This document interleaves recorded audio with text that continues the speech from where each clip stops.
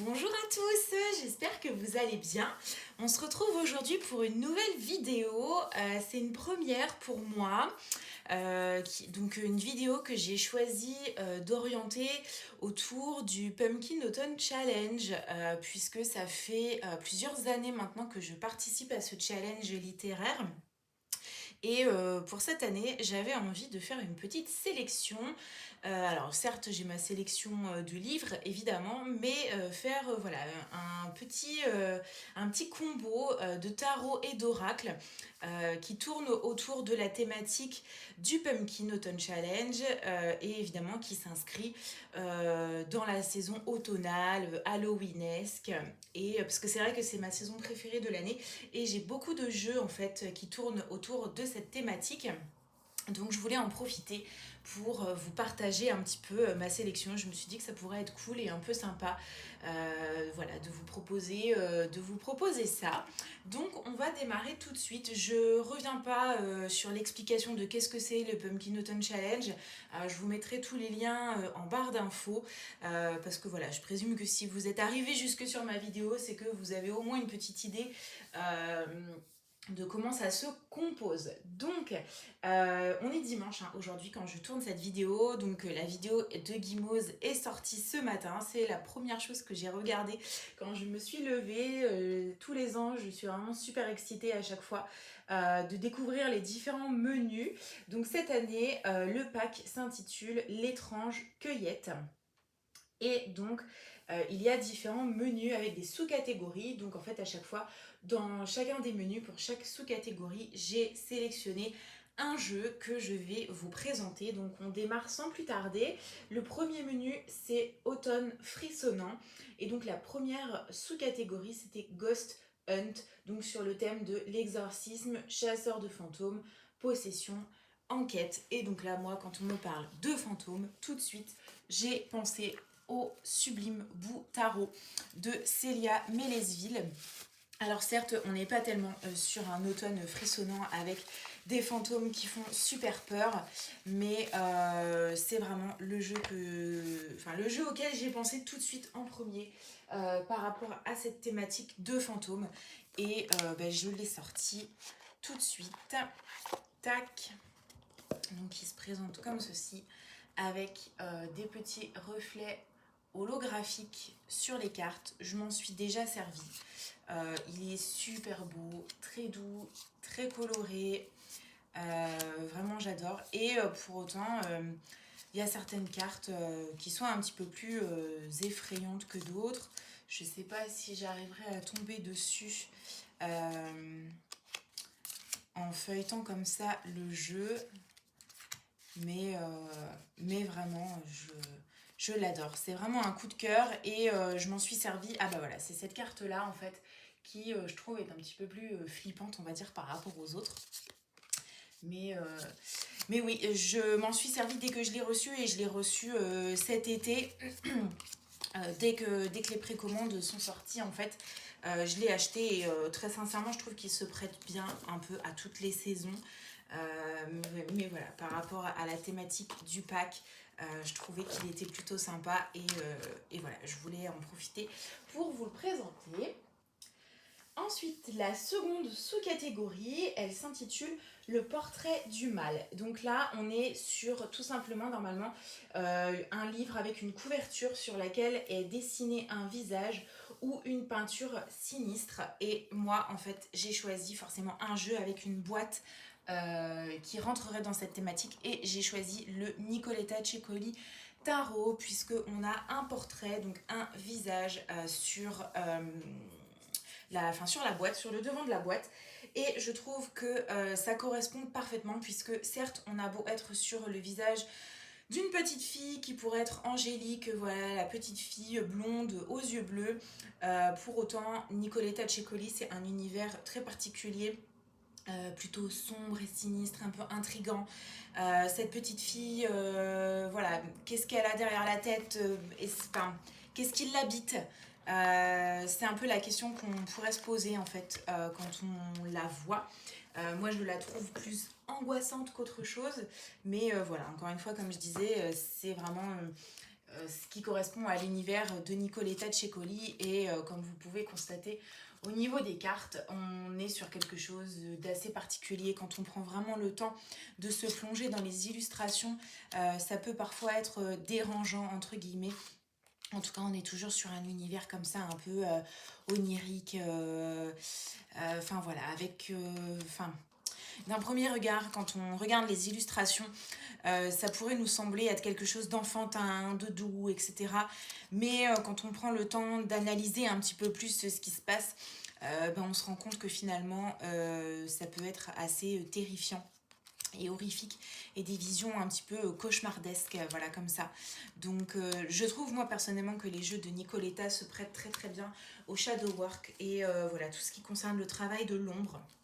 Donc c'est pour ça que je voulais présenter ce jeu, et je trouvais qu'il rentrait parfaitement dans cette catégorie.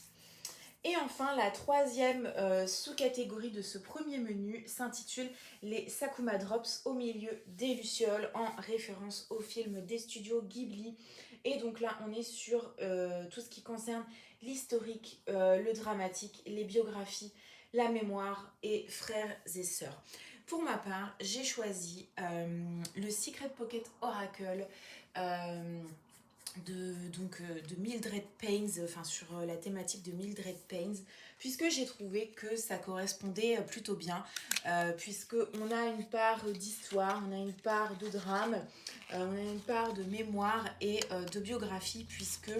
Alors attendez, parce qu'il y a une carte avec une araignée que je ne sors absolument jamais de ce jeu, parce que je suis terrifiée par ces bestioles. Mais la façon dont est présenté le jeu en fait par son créateur, c'est que Mildred Payne est une jeune fille qui a été enfermée dans un asile dans les années, là on a quelque chose 1933, donc dans les années 30 vraisemblablement. Et cette jeune fille aurait créé son propre jeu d'oracle, donc qui est représenté ici avec ces cartes-là, et c'est quelque chose qu'on aurait retrouvé cousu dans la doublure de l'un de ses vêtements. Voilà, c'est l'histoire autour de cette jeune fille. Alors après, pour ne rien vous cacher, je n'ai pas investigué plus que ça à savoir si c'était une véritable histoire ou si ça a été un peu romancé pour faire vendre des jeux de la part du créateur. Mais voilà, ce jeu, je trouve, se prête parfaitement à la saison automnale et halloweenesque. On est sur quelque chose de plutôt sombre. Il y a voilà, certains dessins qui ont été faits avec ce qu'on pourrait penser être du sang. Et il a quelque chose de très sombre et d'un un petit peu creepy comme ça, je trouve. C'est un jeu, j'ai beaucoup de mal à jouer avec parce que voilà, je le trouve assez angoissant. Donc je le sors une fois dans l'année ou deux, toujours à la saison mois d'octobre-novembre.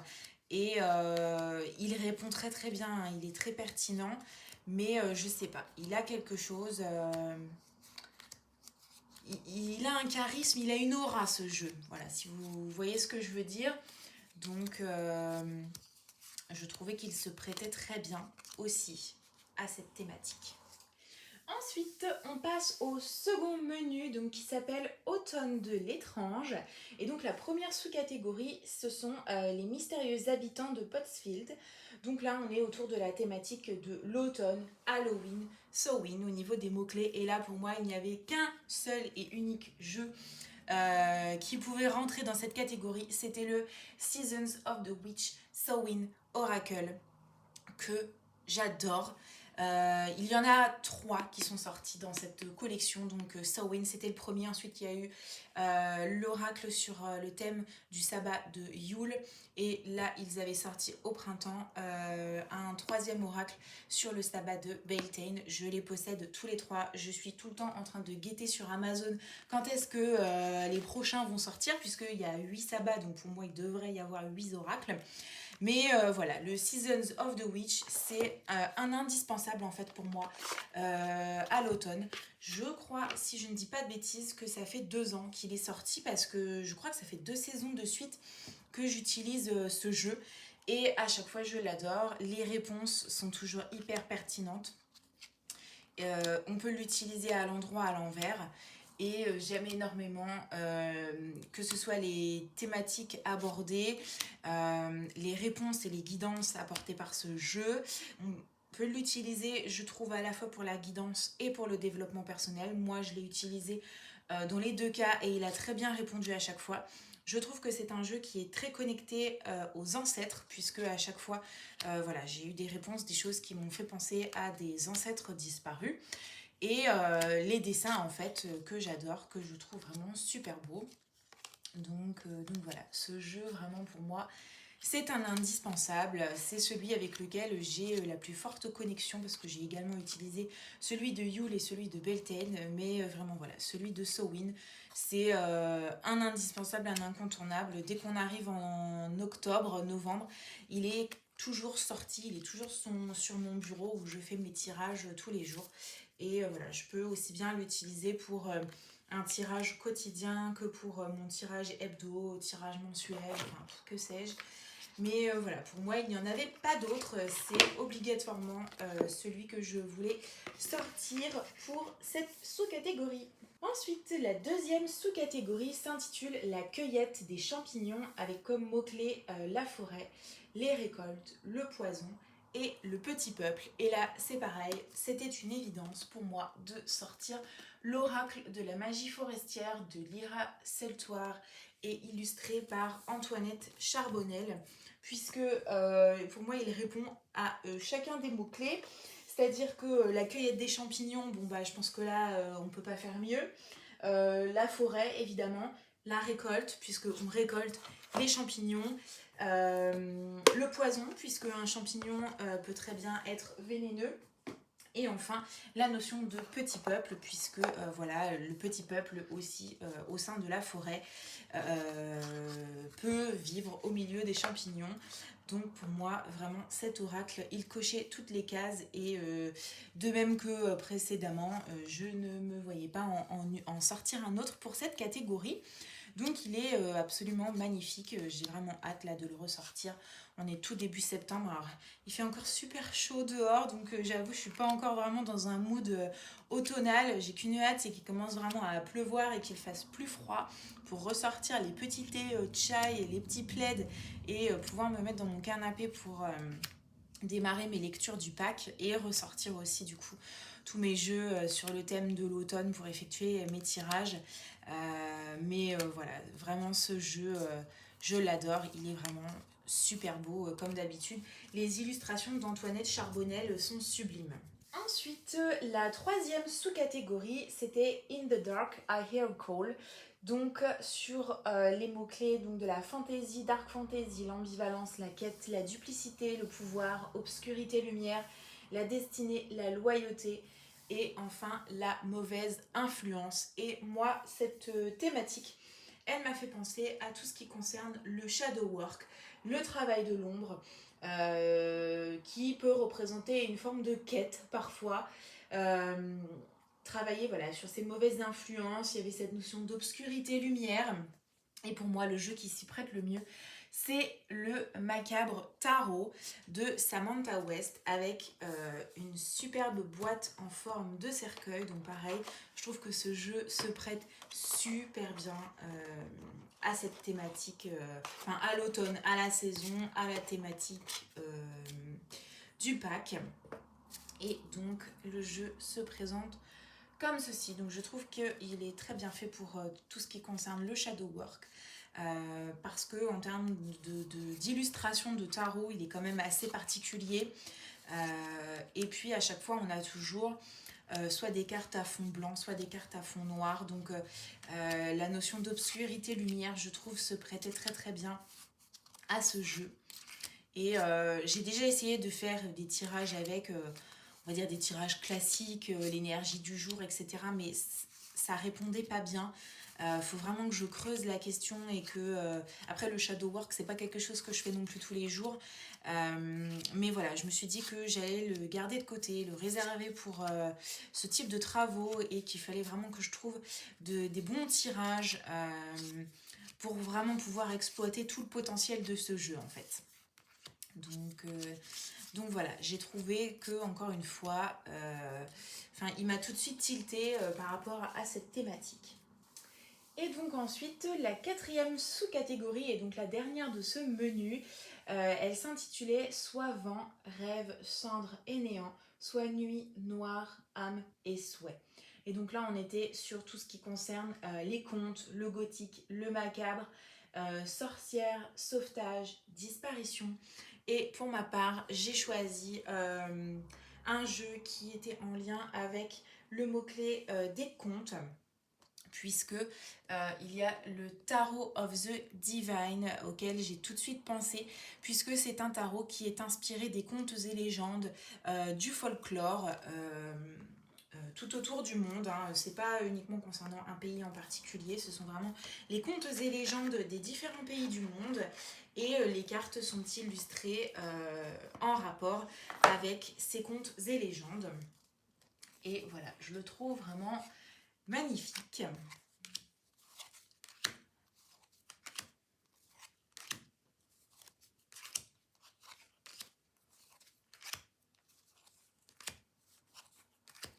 Il est assez coloré, il a un graphisme qui lui est vraiment propre, plutôt particulier. Pour être honnête, c'est un jeu que je n'ai pas encore utilisé, tout simplement parce qu'en fait, je voulais prendre le temps de me plonger dans chacune des cartes à l'aide du guidebook. Mais le guidebook est vraiment très fin, pas très fourni. En fait, ce que je voulais, c'était voir à quels contes et légendes est associée sont associées chaque carte, et du coup me renseigner, étudier un petit peu ces contes, voilà, là on peut voir peau d'âne, ces contes et légendes, de façon à vraiment pouvoir m'approprier les cartes et leur interprétation. Mais en fait il y a 78 cartes, donc 78 contes et légendes, et en fait c'est quelque chose qui voilà, m'apparaît comme étant très chronophage, étant un travail de titan. Et j'avoue, j'ai jamais eu le courage de pouvoir me lancer dans ce projet, parce que je me dis que ça va me prendre énormément de temps, que pour pouvoir faire ça, il va falloir que le jeu m'accompagne chaque jour. Donc moi qui aime bien varier mes jeux et changer mes jeux très très très régulièrement, du coup c'est vrai que pour le moment c'est resté au stade de projet. Ensuite donc on passe au troisième menu qui concerne l'automne, douceur de vivre, et donc la première sous-catégorie s'intitule « Deux citrouilles en valent mieux qu'une ». Et donc tout simplement, alors normalement il s'agit de lire une duologie. Moi pour ma part j'ai immédiatement pensé à cette duologie, on va dire ce duo d'oracles. Donc le premier c'est l'oracle de la sorcière noire et des runes, donc ils sont tous les deux de Gabriel Sanchez aux éditions Vega. Et donc forcément le second c'est le tarot magique de la sorcière blanche.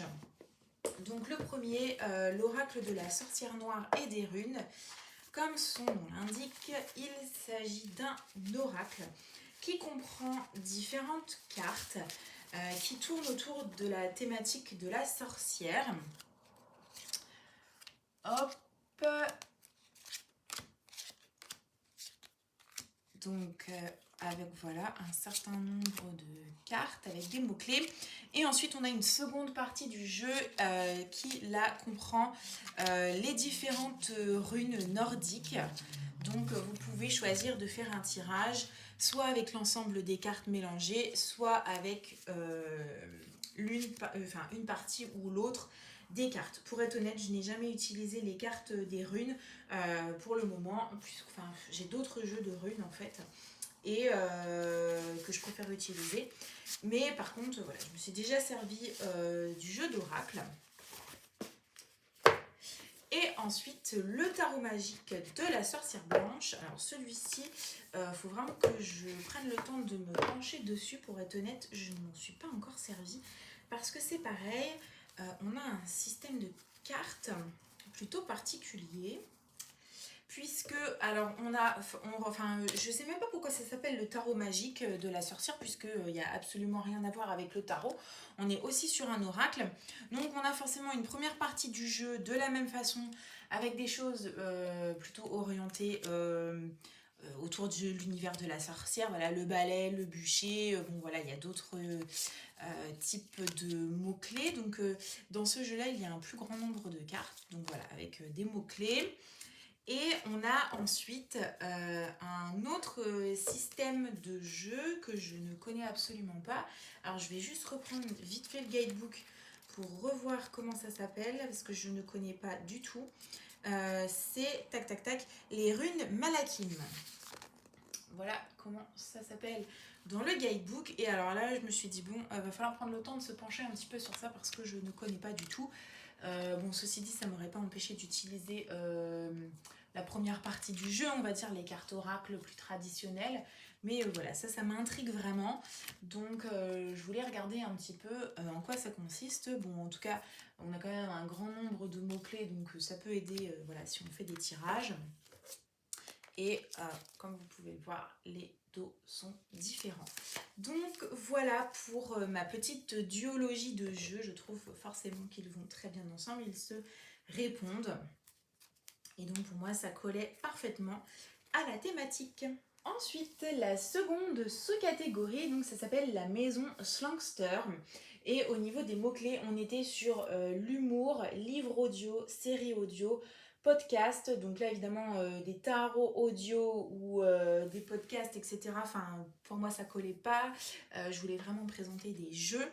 Mais par contre, j'ai joué sur le mot-clé donc de maison ainsi que d'humour. Et pour moi, j'ai sorti le Dark Mansion Tarot, puisque mansion en anglais, ça veut dire un manoir. Donc on est sur le tarot du manoir sombre. Donc pour moi, ça collait bien avec l'idée d'une maison.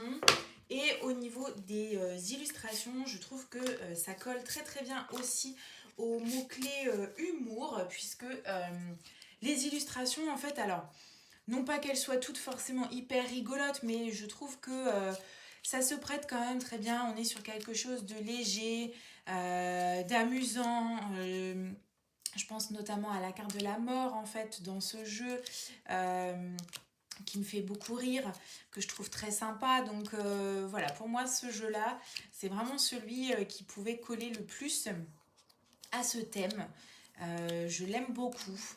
Et certaines cartes ont un petit côté aussi un petit peu angoissant. Ah bah voilà, justement, on est tombé sur la carte de la mort que j'aime beaucoup. Voilà, cette carte-là aussi, je la trouve très marrante, très sympa. Donc voilà, pour moi, l'humour ressort quand même dans ce jeu au niveau des illustrations et des dessins. Et au niveau du titre du jeu, on est sur une idée de manoir un peu hanté. Donc voilà, pour moi, ça rend très bien aussi par rapport à ce thème du pack. Ensuite, la troisième sous-catégorie, alors qui m'a, on va dire, causé des petits soucis, entre guillemets, puisque là, j'ai dû aller chercher un peu dans les fins fonds de ma cartothèque. Donc, normalement, alors, elle s'intitule Il n'y a jamais trop d'épices dans ma pumpkin pie.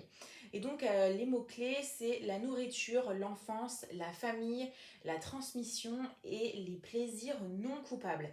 Mais pour ma part, je trouve que j'avais pas tellement de jeux en lien avec la famille, la transmission, plaisir non coupable. Donc après, je me suis dit, bon, il me reste quand même le thème de l'enfance et de la nourriture. Mais vraiment, en regardant, pour moi, le seul jeu qui pouvait éventuellement s'y prêter, enfin qui s'y prête très bien, c'est le Happy Tarot. Donc là, pour le coup, je trouve qu'on n'est pas tellement sur une ambiance automnale et halloweenesque. Moi, ça fait plutôt partie des jeux que j'utilise au printemps ou en été. Mais écoutez, par rapport à la thématique de la nourriture ou de l'enfance, je trouve que forcément ça s'y prête très bien puisqu'on est sur des petits dessins rigolos, un peu dans un univers de bonbons, de Candyland. Enfin voilà, avec des sucettes, des chamallows, des chocolats, donc des petits personnages, mais très très enfantins au niveau des dessins. Donc même la carte du diable, franchement, elle est mais trop choupinou. Donc voilà, je me suis dit que finalement, par rapport à la thématique, c'était vraiment le jeu qui rentrait le plus dans cette sous-catégorie. Voilà, maintenant de toute façon, moi c'est un jeu qui me donne un peu des vibes d'été et de printemps, Mais si vous vous sentez de l'utiliser en automne, au contraire, hein, de toute façon, chacun fait ce qu'il veut avec ses jeux, j'ai envie de dire. Donc voilà, pour ce qui est de cette sous-catégorie est due à Pitaro. Et enfin, donc la quatrième et dernière sous-catégorie de ce menu, elle s'intitule Chante-moi une chanson Sasona. Donc là, on est autour de tout ce qui concerne les mythes et légendes, les voyages dans le temps, la magie, le dépaysement. Et pour ma part, j'ai vraiment choisi d'axer ma sélection sur les mythes et légendes avec cet oracle-là. Je vais vous le sortir de son pochon. C'est un projet que j'ai back sur Kickstarter il y a quelques temps. J'ai fait une présentation sur ma chaîne en détail de ce jeu que je vous remettrai dans le petit i. Donc il s'agit du Guidance of the Goddess Oracle. Et donc c'est un oracle qui, hop, comme son nom l'indique, est plutôt destiné à la guidance. Et donc en fait sur chacune des cartes, on a la représentation d'une déesse de différents pays. Et donc c'est pour ça que pour ma part, je trouvais que ça correspondait très bien aux mythes et légendes, puisque voilà, les différentes déités féminines des différents pays correspondent parfaitement à ces mots-clés. Donc voilà comment il se présente. En plus, au niveau des représentations, on est sur quelque chose de sombre avec les cartes au fond noir. Donc voilà, pour moi, ça correspond super bien à la saison automnale, au mois de novembre, voilà, pour avoir une petite guidance d'une déité, voir un petit peu quelle est la déité qui nous accompagne. Ou, faudra que je digresse, mais il faudra que je vous fasse une vidéo un jour sur les différents jeux que j'ai autour du féminin sacré et pour travailler le féminin sacré parce que je trouve que c'est très intéressant et au fur et à mesure je me rends compte que j'ai commencé à collecter de plus en plus de jeux et que voilà, ça pourrait être un peu sympa. Et enfin, le quatrième et dernier menu qui s'intitule Automne rayonnant, donc avec la première sous-catégorie qui s'intitule We're all born naked and the rest is drag. Et donc là, les mots-clés, c'est tout ce qui concerne le LGBTQIA+, l'amour de soi, la diversité et l'inclusivité. Et donc là, j'ai choisi de mettre à l'honneur le jeu d'un créateur qui justement fait partie de la communauté LGBT. Et voilà, je trouvais ça bien de mettre en valeur, de mettre en lumière son jeu et son travail. Donc il s'agit du Sabbat Tarot, donc c'est pareil, c'est un projet que j'ai back sur Kickstarter, mais il a un site internet sur lequel le jeu normalement est disponible. Il a aussi un petit Lenormand et je crois un oracle. Je l'ai reçu hier, hein, donc c'est tout récent. Je l'ai juste sorti de sa boîte, mis dans son pochon et je l'ai feuilleté. Donc il se présente comme ceci, c'est de Alan Pierce, si je ne dis pas de bêtises. Je vous mettrai tous ces liens en barre d'infos. Et donc là, par contre, on est sur un jeu très très masculin. Voilà, avec de la nudité masculine.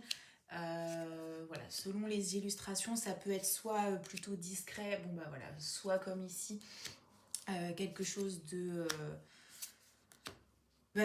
totalement exposé, on va dire. Et j'aime beaucoup ce jeu. Il s'agit de la seconde édition. Donc quand on a suivi la campagne du Kickstarter, le créateur disait que il avait rencontré des difficultés en fait avec l'usine chinoise où il faisait imprimer ses jeux, justement de par la nudité et les représentations sur les différentes cartes. Donc pour cette fois-ci, l'impression avait pu aboutir, mais pour les fois précédentes, j'avais cru comprendre qu'il devrait chercher un autre imprimeur s'il ne voulait pas rencontrer les mêmes problématiques. Donc je ne sais pas s'il y aura une troisième édition et quand est-ce qu'elle aura lieu. N'hésitez pas à suivre le créateur sur ses différents réseaux sociaux. Mais voilà, normalement, il devrait être disponible à la vente là sur son site, mais les stocks seront forcément limités. Donc je vous mettrai tous les liens en barre d'infos. Mais voilà, j'aime beaucoup Ce tarot, j'avais vu une présentation, je trouve qu'il correspond bien, alors soit effectivement aux énergies de la saison actuelle, mais pour moi il correspond aussi beaucoup aux énergies de l'Ita, qui sont des énergies très masculines, parce que c'est un jeu très masculin, il n'y a quasiment pas de représentation féminine, hormis la grande prêtresse, l'impératrice et les quatre reines dans les différentes suites. Je crois que aussi la carte de l'étoile est une représentation féminine, mais sinon ce ne sont que des représentations masculines. Donc voilà, je vous mettrai tout en barre d'infos et j'avais vraiment envie de mettre à l'honneur ce jeu et surtout son créateur. Ensuite, la deuxième sous-catégorie, elle s'intitule You Cannot Eat Money. Et donc là, on est sur la thématique de l'écologie, le post-apo, l'anticipation, la science-fiction. Et moi, j'ai choisi un jeu qui s'inscrit dans la thématique de l'écologie. Donc, il s'agit du Tarot of Trees. Donc c'est un pipe deck, il n'y a que des représentations d'arbres sur chacune des cartes. Il est au format poker et il est disponible sur Etsy. Je vous mettrai le lien de la boutique de la créatrice. Et pour moi, quoi de mieux qu'un jeu sur les arbres et la nature pour représenter l'écologie et toute l'importance en fait de pouvoir prendre soin du monde qui nous entoure, d'être attentif à la préservation de la nature, des océans, etc.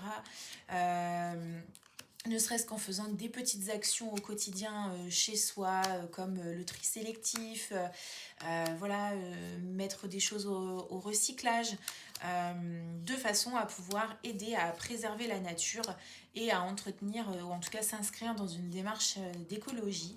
Donc voilà, chacune des cartes possède un arbre pour représenter en fait l'énergie des différentes arcanes.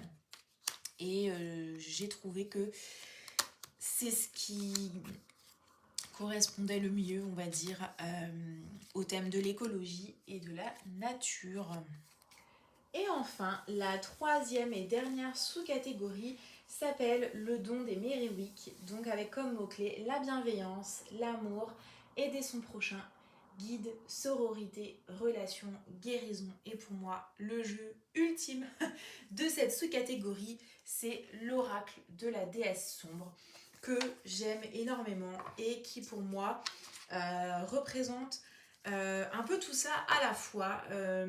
La notion forcément de sororité qui ressort, c'est quelque chose, c'est un oracle que je trouve très engagé, très féminin, qui fait travailler le féminin sacré, qui nous fait nous reconnecter à notre déesse sombre. Il y a une petite partie de shadow work, mais pour moi c'est aussi un oracle qui nous booste, qui des fois nous donne un coup de pied aux fesses, mais toujours avec bienveillance. Qui nous aide, qui a cette notion aussi de guidance avec différentes déesses qui sont représentées ou auxquelles on fait référence. Le guidebook est également très utile puisqu'avec chaque carte on a un rituel qui est proposé. Donc ça peut permettre justement d'avoir une guidance, la guérison, il y a de la bienveillance, il y a la notion de sororité, d'être entre femmes, de féminin sacré, d'amour, l'amour des autres, l'amour de soi. Voilà, vraiment, cet oracle pour moi c'est un indispensable dans ma cartothèque. Je le sors tout au long de l'année, hein. Pour moi c'est pas uniquement un jeu de la saison sombre, mais vraiment c'est un jeu qui a su aussi m'aider quand à certains moments j'étais dans le doute, ça n'allait pas très bien. Il vous apporte toujours une guidance et un petit coup de pied aux fesses en disant allez meuf, vas-y, redresse-toi, redresse la tête et continue d'avancer. Donc voilà pour ma petite sélection autour du Pumpkin Autumn Challenge, donc de la session 2022. J'espère que ça vous aura plu. N'hésitez pas à partager avec moi les jeux que vous verriez bien inscrits dans les différents menus, les différentes sous-catégories du pack. Je vous souhaite un bel automne, une belle saison et puis un très beau Pumpkin Autumn Challenge si jamais vous y participez, en tout cas de belles lectures. Et puis je vous dis à bientôt pour une prochaine vidéo.